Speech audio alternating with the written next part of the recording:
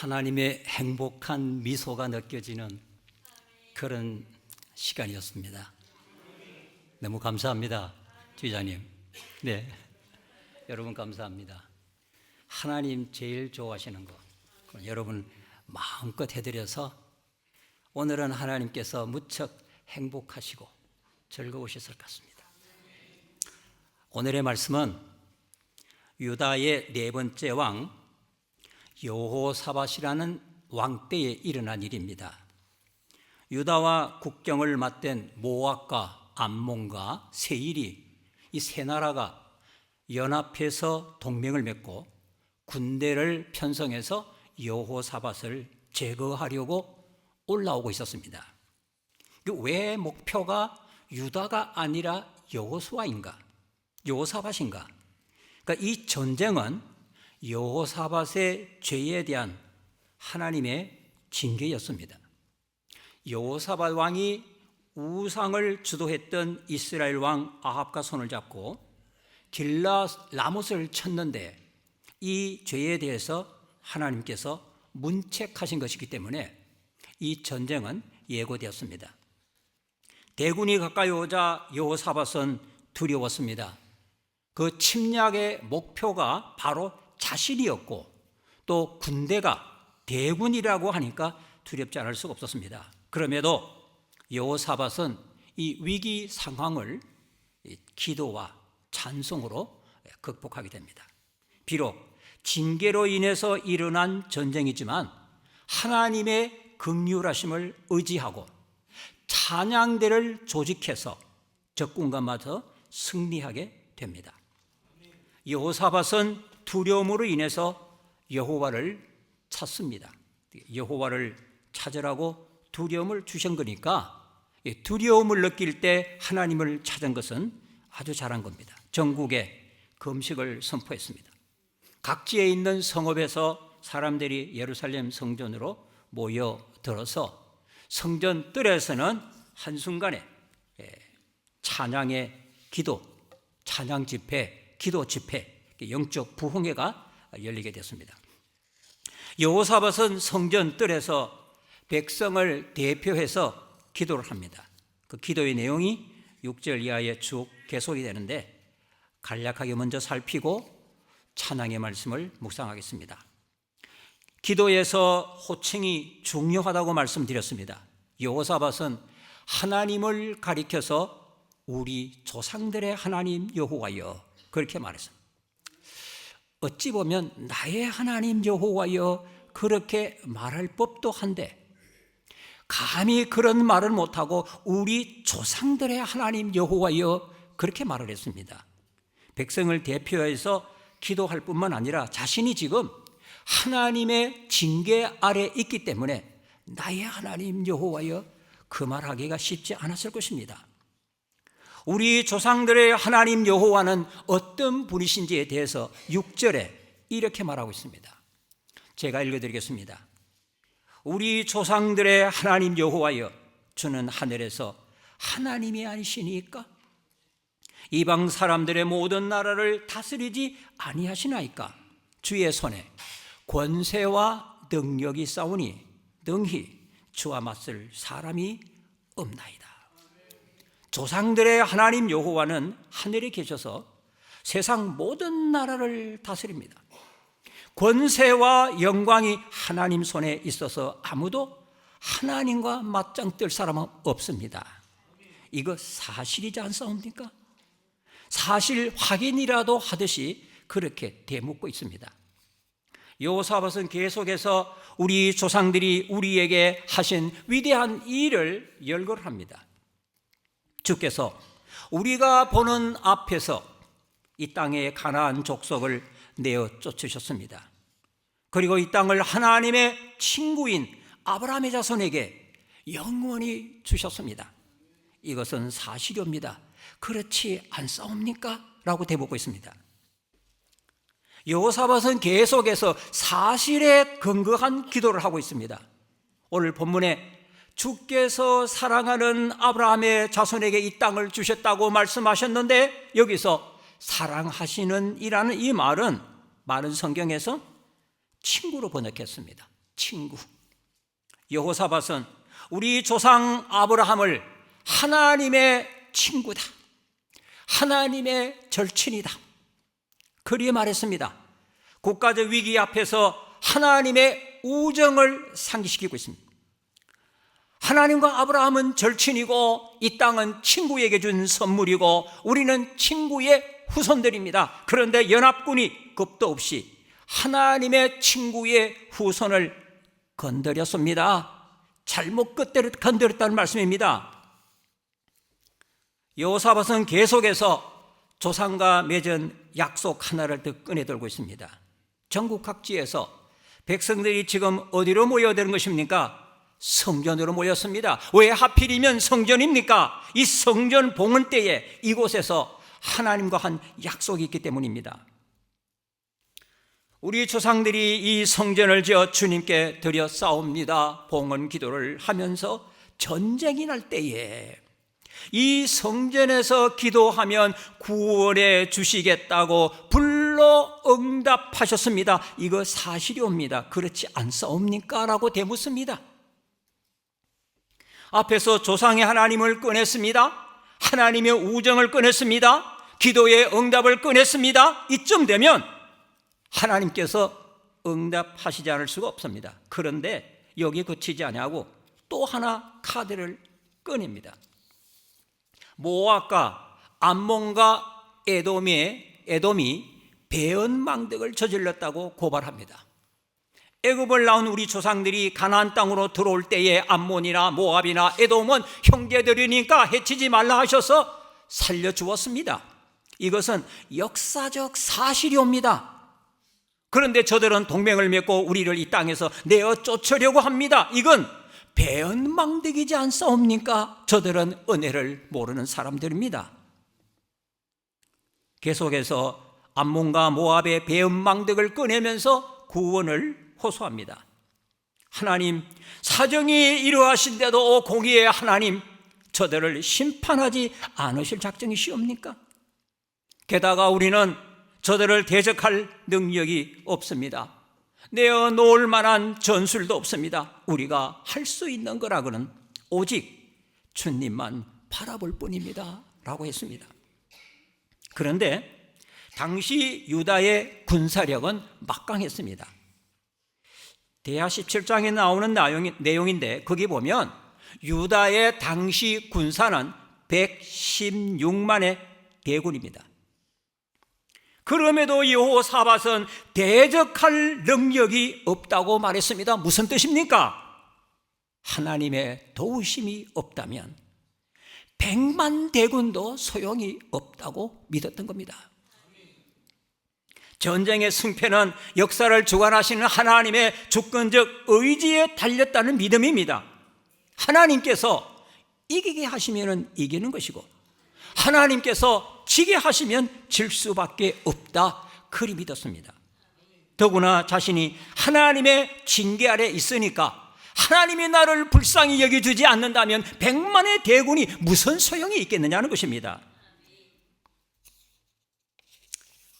그리고 여섯 번째 카드를 꺼내드는데요, 지금 여호사밧은 하나님께서 구원하실 수밖에 없도록 카드를 하나씩 점진적으로 끄집어내는데 갈수록 그 의미가 강화되고 있습니다. 13절 보겠습니다. 유다 모든 사람이 그들의 아내와 자녀와 어린이와 더불어 여호와 앞에 섰더라. 여호와 앞에 섰더라. 성전에는 아내와 자녀들과 심지어 어린이도 있었습니다. 여기 어린이라고 번역된 이 말은 젖먹이를 뜻합니다. 여호사밧은 이 젖먹이들을 회중 제일 앞에 세웠어요. 젖먹이를 하나님의 코앞에다가 금식하고 있는 젖먹이를 세운 겁니다. 왜 이렇게 전진배치한 겁니까?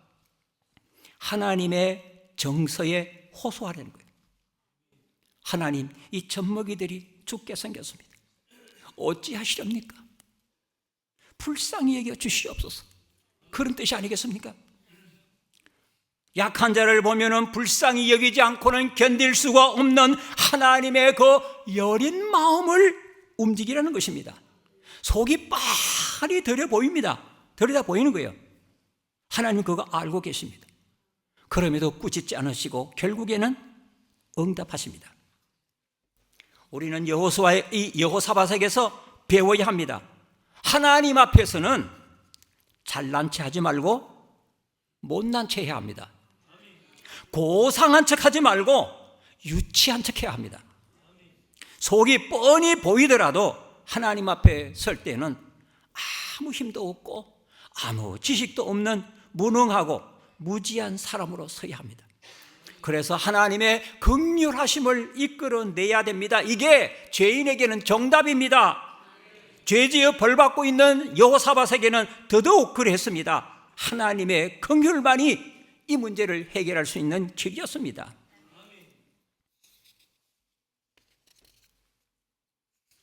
젖먹이가 금식하는 모습을 보자 하나님의 성령님께서 야하시엘에게 임하셨습니다.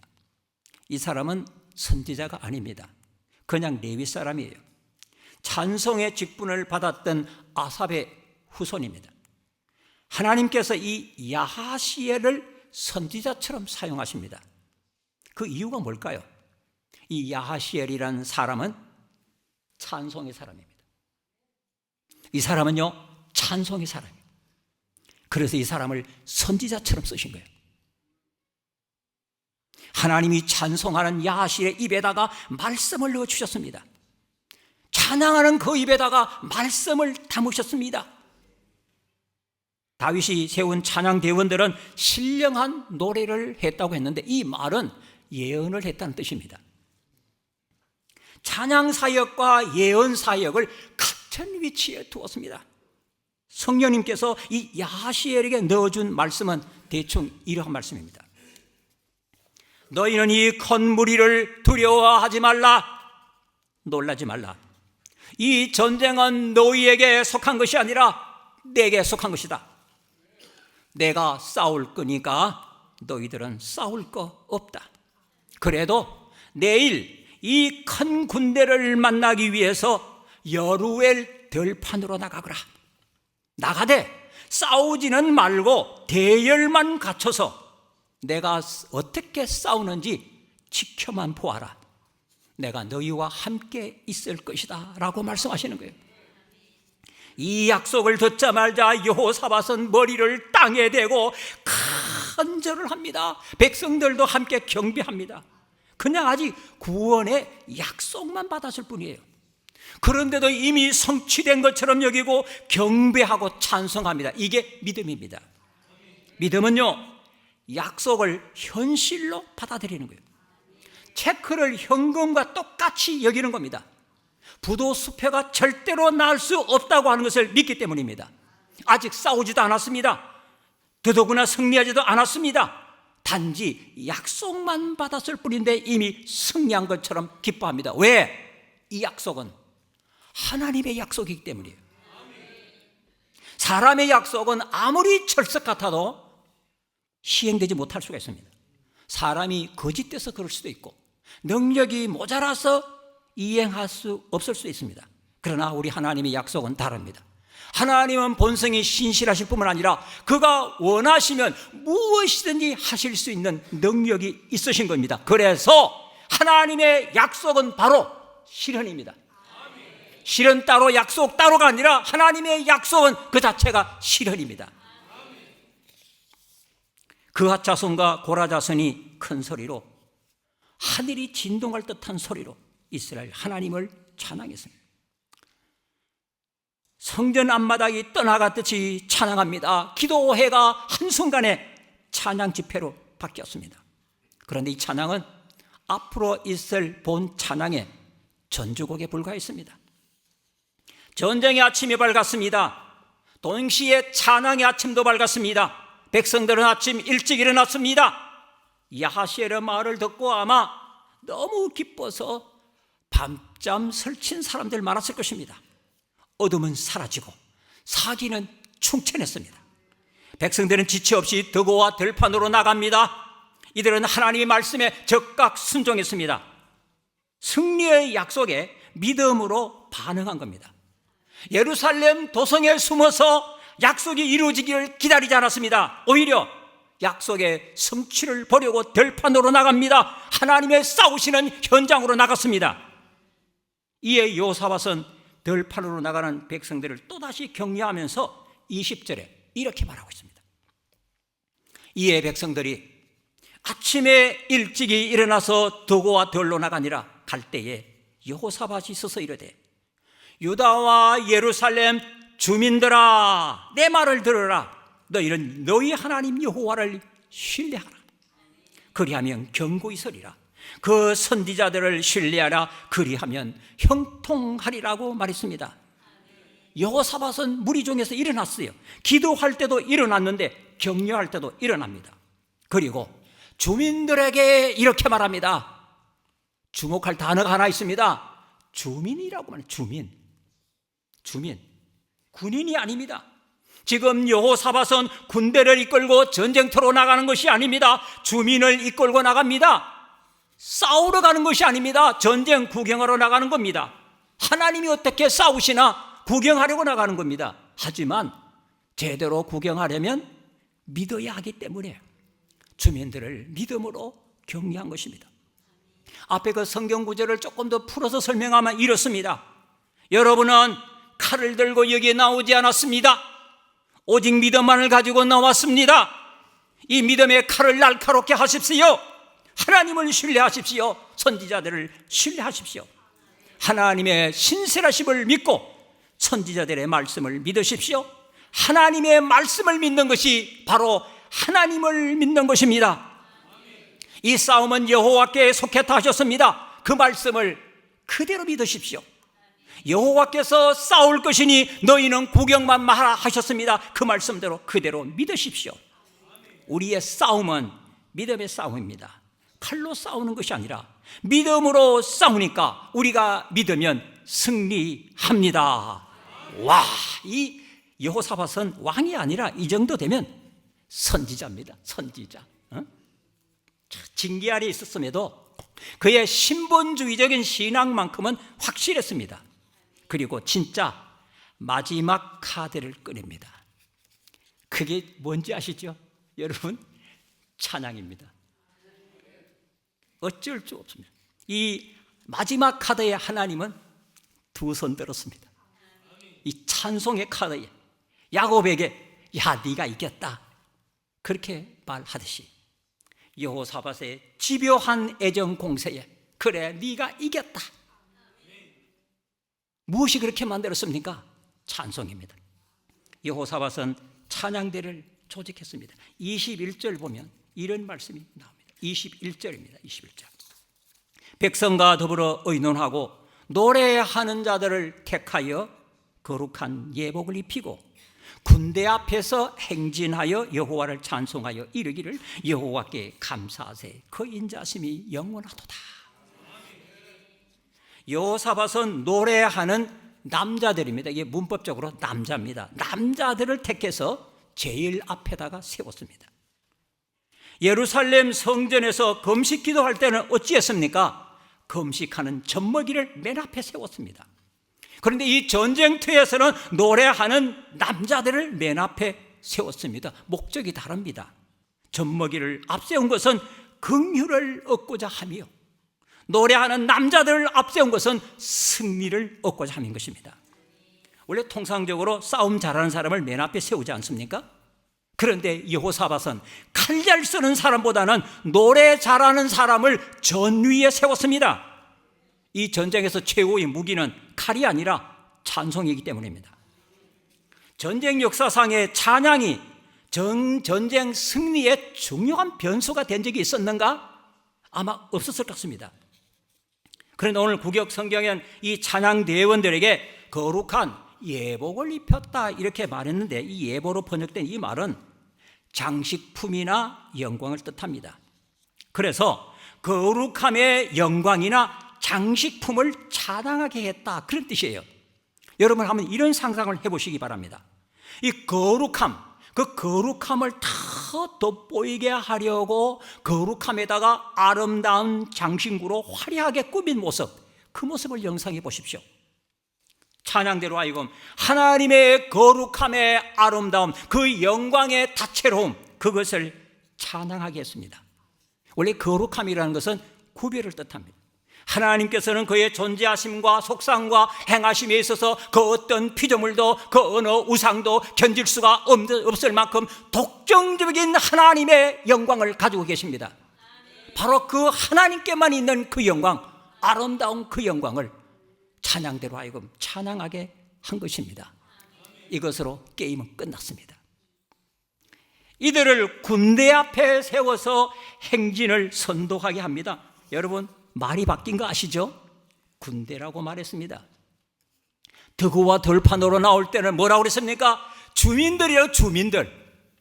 그런데 이제는 뭐예요? 그 주민이 아니라 군대입니다. 최전방에 투입된 특수부대들이에요. 무엇이 이들을 주민에서 군인으로 만들었습니까? 무엇입니까? 찬양입니다. 찬양은 주민을 군인으로 만듭니다. 영적 전사로 만듭니다. 이들은 전위에 서서 하나님을 찬양하기 시작합니다. 군인이 부르는 노래니까 이게 뭐예요? 군가잖아요. 군가 왜 부르는 겁니까? 사기를 북돋우기 위해서 부르는 겁니다. 좀 인간적인 화법이긴 하지만 이 군가는요, 하나님 힘내세요, 우리가 있잖아요. 우리가 있잖아요. 하나님 잘 싸워주세요, 우리가 찬양할게요, 우리가 박수 칠게요. 그거 아니겠습니까? 아니면 승패는 이미 하나님의 승리로 끝났다고 보고 승리를 자축하는 찬양일 수 있습니다. 싸움은 아직 시작도 안 됐어요. 그런데 벌써 승리를 자축한다? 이건 너무 이런 축배가 아닙니까? 3패인을 터뜨려도 너무 일찍 터뜨리는 거 아닙니까? 그렇지 않습니다. 왜? 하나님께는요, 너무 이런 축배가 없습니다. 하나님의 계획은 실행입니다. 하나님의 시작은 바로 끝입니다. 그래서 너무 이런 3패인을 터뜨리는 것도 없고 너무 이런 축배가 없습니다. 하나님이 계획하면 이미 그때부터 찬양을 받으시기에 합당하십니다. 둘 중에 어느 것인지 모르겠지만 군가의 내용은 이렇습니다. 여호와께 감사하세, 그의 인자심이 영원하다.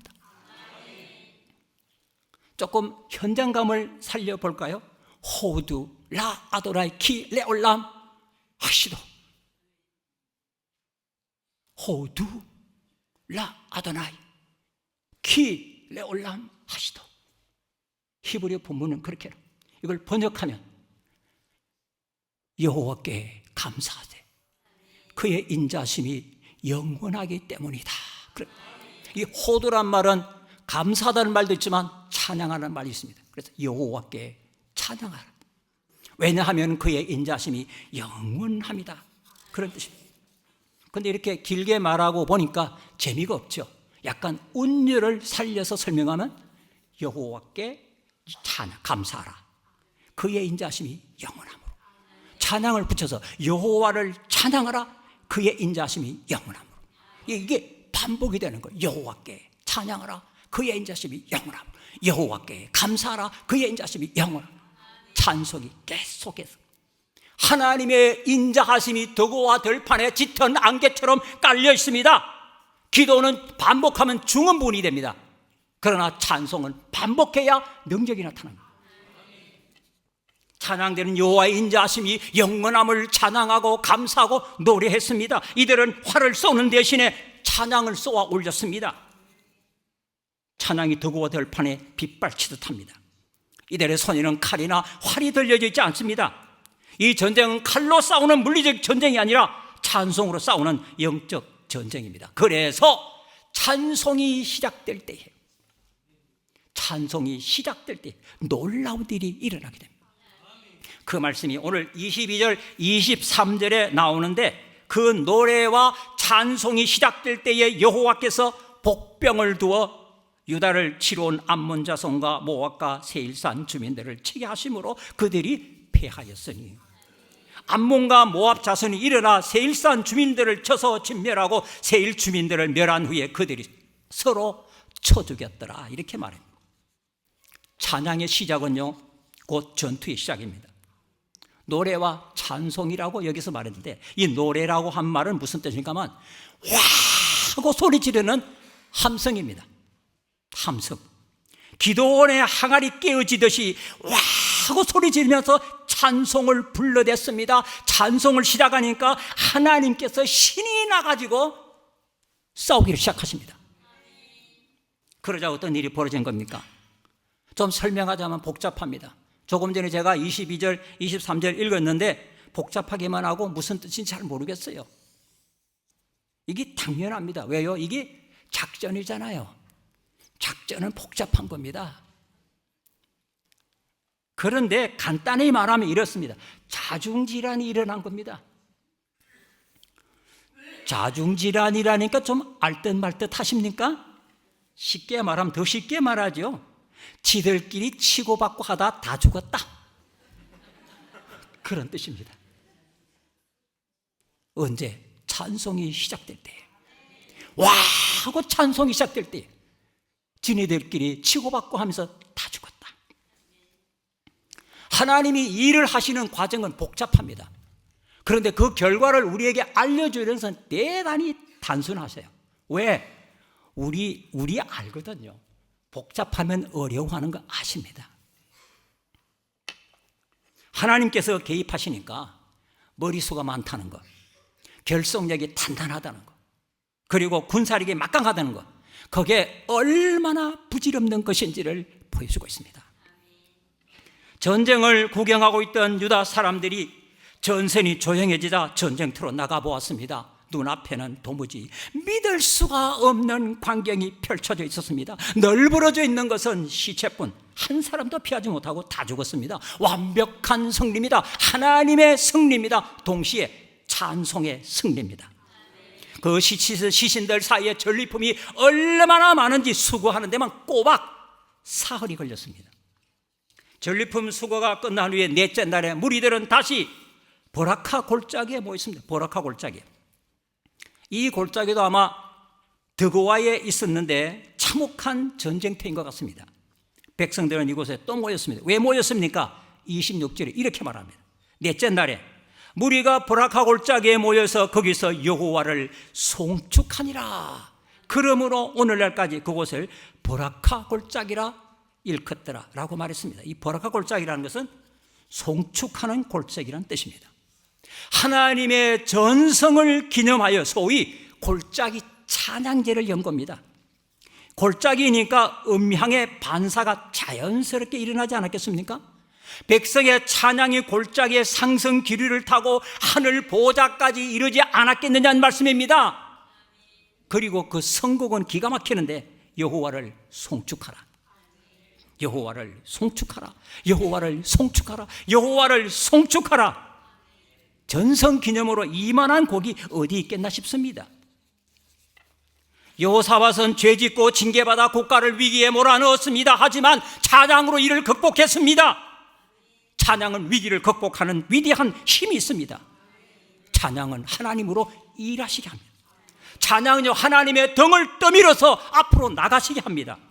그래서 천지를 창조할 때도 새벽 별들이 노래했습니다. 하나님은 찬송 중에 오르기도 하시고 찬송 중에 내리기도 하십니다. 이 찬송은 야곱의 사닥다리처럼 이곳과 저 보좌를 이어주는 그런 역할을 하는 것입니다. 사랑하는 여러분, 우리는 앞으로 다가오는 시대에 더 강렬한 찬양이 필요합니다. 이 복잡하고 어려운 시대를 우리가 무장할 수 있는 것은 하나님을 찬양하는 찬송입니다. 이 찬송이야말로 마지막 시대에 우리가 영적으로 무장해야 될 최고의 무기입니다. 찬양으로 무장합시다. 찬양의 군대가 됩시다. 잘못해서 벌을 받을 때에도 징징 울면서라도 찬양해야 합니다. 하나님은 찬양을 워낙 좋아하시기 때문에 죄지어 벌 받고 있는 자의 찬양도 받으십니다. 찬양하면 용서하고 찬양하면 회복이 됩니다. 혹시 여러분 중에 삶이 너무 힘들어서 나 기도도 안 나와, 기도도 못하겠어? 그런 분 계십니까? 예, 그럴 수 있습니다. 찬양하십시오. 찬양하면 지친 영혼을 신속하게 회복시키십니다. 여호와께 감사하라, 그 인자심이 영원하고, 여호와를 찬양하라, 그 인자심이 영원하고, 여호와를 송축하라, 여호와를 송축하라. 그리 찬송한다면 전쟁의 골짜기가 찬송의 골짜기로 바뀝니다. 찬송하면요 위기가 기회로 바뀝니다. 찬송하면요 침울한 가정이 밝은 가정으로 바뀝니다. 슬픔이 변하여 기쁨이 될 것입니다.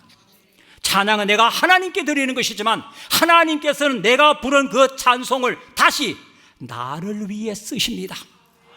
그런 뜻에서 찬송은 바로 나를 위한 것이기도 하다는 것입니다. 사랑하는 여러분, 여호사밧처럼 우리도 하나님을 찬송하며 살 수 있기를 바랍니다. 기도하겠습니다.